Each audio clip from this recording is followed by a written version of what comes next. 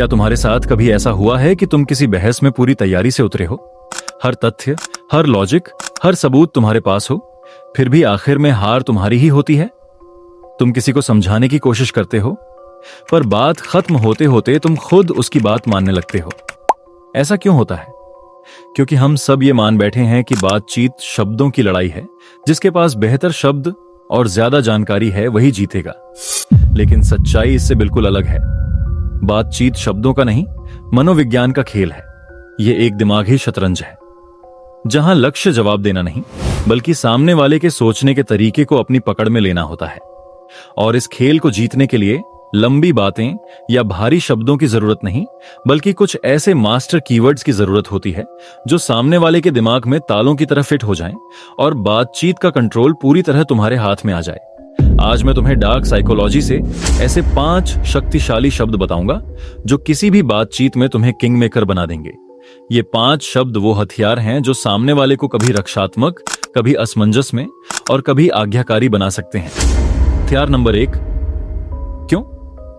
क्यों सुनने में एक छोटा सवाल लगता है, पर असल में ये एक मनोवैज्ञानिक मिसाइल है। जब तुम किसी से क्यों पूछते हो तो तुम उसे मजबूर कर देते हो अपने विचारों और फैसलों का बचाव करने के लिए। उदाहरण के तौर पर, अगर कोई क्लाइंट कहे आपकी सर्विस बहुत महंगी है, तो बचाव में लंबा भाषण देने की जगह बस शांत होकर पूछो आपको ऐसा क्यों लगता है। अब दबाव उसके ऊपर चला गया, उसे अपनी बात साबित करनी पड़ेगी और ज्यादातर लोग ऐसे वक्त पर कमजोर पड़ जाते हैं। या कोई गुस्से में बोले तुमने बहुत गलत किया, बस मुस्कुराकर पूछो तुम्हें ऐसा क्यों लगता है।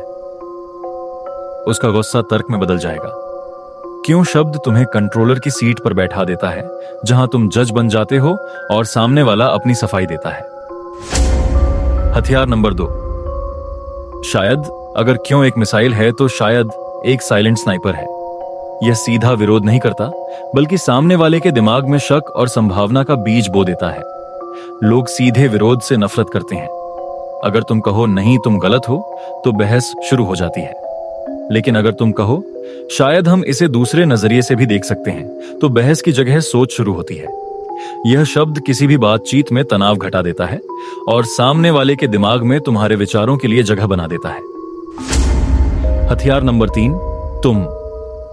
यह शब्द बातचीत का स्पॉटलाइट कंट्रोल करता है। तुम एक ऐसा शब्द है जो किसी को हीरो भी बना सकता है और विलन भी।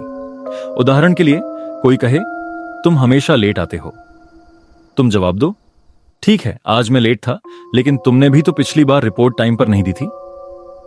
स्पॉटलाइट अब तुम्हारे ऊपर नहीं, उसके ऊपर है। या किसी का अहंकार सहलाना हो तो कहो तुम ही वो इंसान हो जो इसे सही तरह समझ सकते हो।